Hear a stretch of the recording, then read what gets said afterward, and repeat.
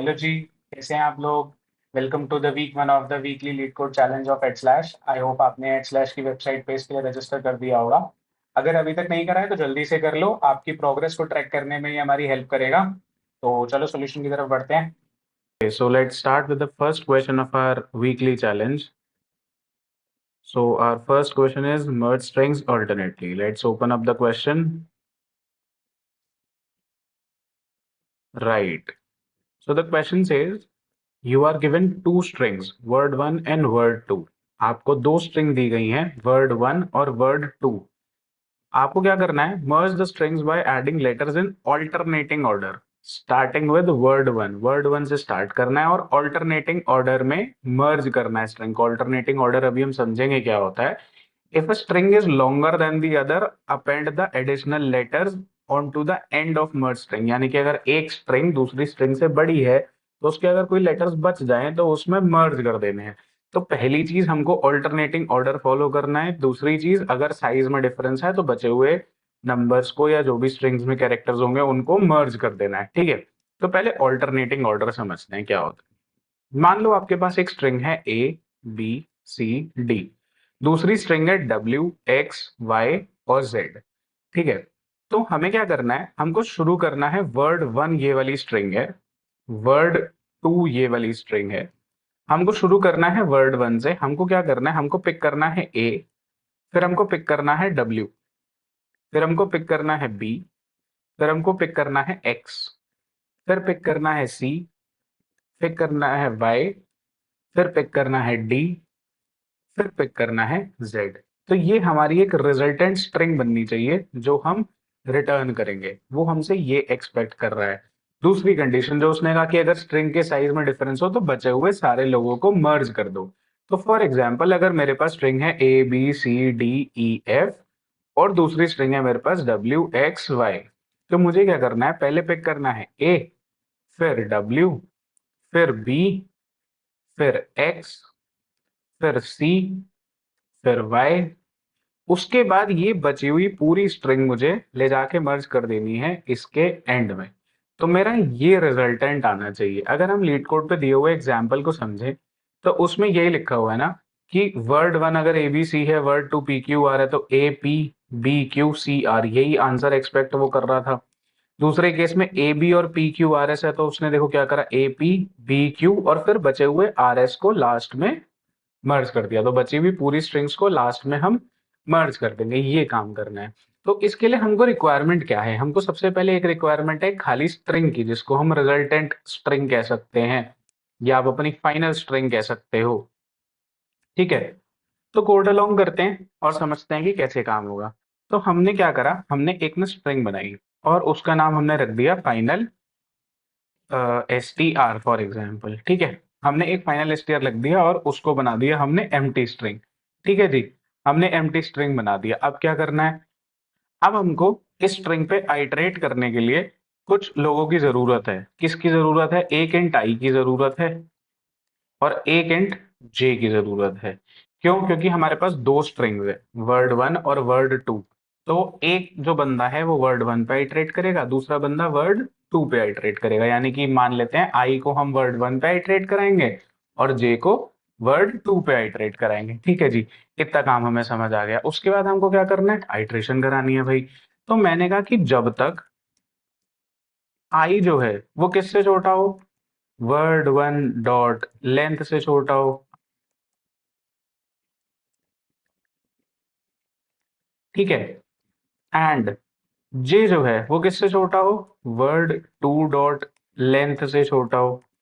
ठीक है, हमने कहा कि जब आइटरेट वर्ड 1 और वर्ड 2 पे कराना है तो आइटरेशन कहां तक चले, जब तक दोनों स्ट्रिंग्स में हमारे पास कैरेक्टर्स बचे हुए हैं। तो हो क्या रहा है, जब तक इसमें कैरेक्टर था तो इसमें से पिक कर लो, फिर इसमें था तो इसमें से कर लो, फिर इसमें था, फिर इसमें था, फिर इसमें था, फिर इसमें था, ऐसे चलते जा रहे थे। इस केस में यहाँ पे कैरेक्टर थे, तीनों जगह कैरेक्टर थे। लेकिन जैसे ही इसमें कैरेक्टर खत्म हुए तो फिर हम आगे का सिनेरियो अभी समझते हैं। ठीक है, यहां तक का सिनेरियो क्या है कि अगर दोनों में कैरेक्टर्स हैं तो हमको क्या करना है, हमको क्या करना है कि हमको ऑल्टरनेट बंदा पिक करना है। पहले किसका पिक करना है, वर्ड 1 का बंदा पिक करना है, फिर किसका करना है, वर्ड 2 का बंदा पिक करना है। तो मैंने कहा कि फाइनल str में मैं क्या करता हूं, पुश बैक कर देता हूं या ऐड कर दो, आप जो भी कॉन्कैटिनेट कर सकते हो, एक ही बात है, ठीक है। तो मैंने कहा कि फाइनल स्ट्रिंग में मुझे पुश करना है किसको, वर्ड वन ऑफ आई को। पहले वर्ड वन का बंदा पुश हो रहा है ना, तो वर्ड वन ऑफ आई को मुझे पुश करना है, ठीक है जी। उसके बाद क्या करूं, हमने जब आई को यूज कर लिया तो हम आई को आगे बढ़ा देते हैं, आई प्लस प्लस। उसके बाद हमको क्या करना है, हमको फाइनल स्ट्रिंग में वर्ड टू का करंट बंदा पुश करना है। करंट बंदा वर्ड टू में कौन है, जे। तो हमको फाइनल एसटीआर में पुश करना है जे को। उसके बाद जब हमने जे को यूज कर लिया तो हम इसको आगे बढ़ा दें, कोई प्रॉब्लम नहीं है, एकदम सॉर्टेड है ना। तो हमने एक एक बंदा पिक कर लिया। अब क्या होगा कि ये व्हाइल लूप वहां तक चलेगा जहां तक दोनों स्ट्रिंग्स में बंदा है, क्योंकि हमने एंड कंडीशन लगाई है, एंड। तो अगर दोनों स्ट्रिंग्स में बंदा है तो ये व्हाइल लूप चलेगा। अगर दोनों स्ट्रिंग्स में बंदा नहीं है, किसी एक में बचा है या किसी में भी नहीं बचा है, उन दोनों सिचुएशंस में ये व्हाइल लूप एंड हो जाएगा। आप लोगों को मेरी बात आई होप समझ आ रही होगी। इस व्हाइल लूप में दो लोग चल रहे हैं, एक वर्ड वन एक वर्ड टू। अगर वर्ड वन के मेरे सारे आइटरेशंस कंप्लीट हो गए हैं तो मैं वर्ड टू के चेक कर रहा हूं क्या उसके भी कंप्लीट हो गए हैं। अगर दोनों के कंप्लीट हो गए हैं या किसी एक के कंप्लीट हो गए हैं तो ये व्हाइल लूप एंड हो जाएगा, राइट। तो अब मेरे को ये कंडीशन हैंडल करनी है कि अगर किसी एक के खत्म हो गए हैं और किसी एक में लोग बचे हुए हैं तो मुझे कुछ काम करना है। तो मैं एक सिचुएशन एज्यूम करता हूँ जहाँ पे सिर्फ वर्ड वन में लोग बचे हुए हैं।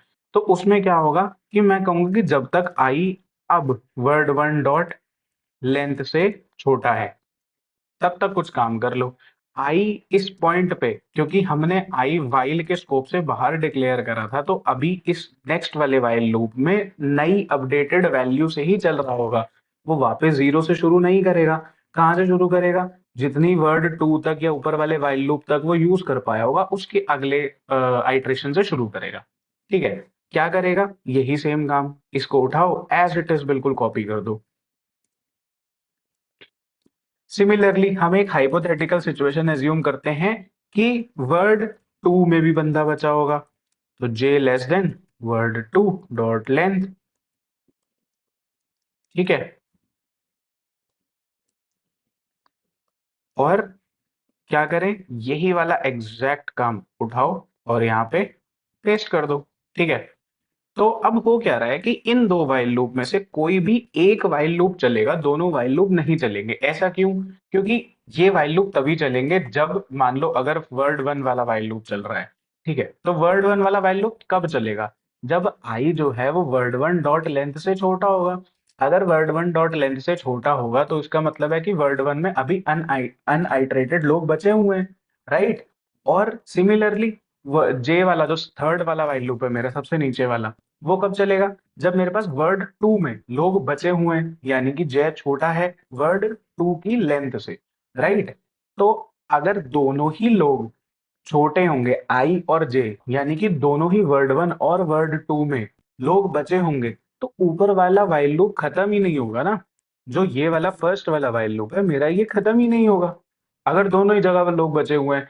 अगर किसी एक में या फिर दोनों में लोग खत्म हो गए हैं तो ये वाइल लूप एंड होगा, राइट। या तो किसी एक में खत्म हो गए हैं, दोनों में खत्म हो गए हैं। तो अगर किसी एक में खत्म हुए हैं तो मान लो अगर वर्ड वन में खत्म हो गए तो ये लूप चलेगा ही नहीं ना, ये वाला चलेगा। या मान लो वर्ड टू में खत्म हो गए हैं तो ये वाला लूप चलेगा और ये वाला नहीं चलेगा, राइट। लेकिन दोनों में खत्म हो गए हैं तो दोनों लूप नहीं चलेंगे। सिर्फ यही तीन सिचुएशन है हमारे पास, चौथी सिचुएशन जब दोनों में है तो उस केस में तो यही वाला वाइल लूप एंड नहीं होगा, राइट। तो इस वजह से हमने इसको और फर्दर डिवाइड कर दिया कि जो बचे हुए लोग हैं उनको हम आगे ट्रांसमिट कर देते हैं। ऑल्टरनेट वाली सिचुएशन यहाँ पे हैंडल हो गई। उसके बाद बचे हुए सारे लोगों को कनेक्ट करने की सिचुएशन यहाँ पर हैंडल हो गई। तो अब बचा क्या, कुछ भी नहीं, रिटर्न कर देते हैं फाइनल एसटीआर, बस। ठीक है जी, एक बार रन करके देख लें कोड।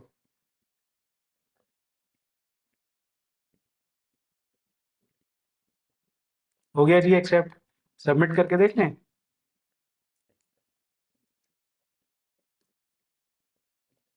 हो गया सबमिट, बेस्ट, है ना। हाँ जी, तो आई होप आपको ये क्वेश्चन अच्छे से समझ आ गया होगा। आपको इसका कोड और एक डिटेल्ड एक्सप्लेनेशन एडिटोरियल फॉर्म में हमारी वेबसाइट पे भी मिल जाएगा, तो आप उसको भी चेकआउट कर सकते हैं। बाकी वीडियो को लाइक करिए, अपने फ्रेंड्स के साथ शेयर करिए, थोड़ा उनका भी भला हो जाएगा, और हमारे चैनल को सब्सक्राइब भी कर लीजिए। Till then, thank you for watching this video. Until next time, bye bye.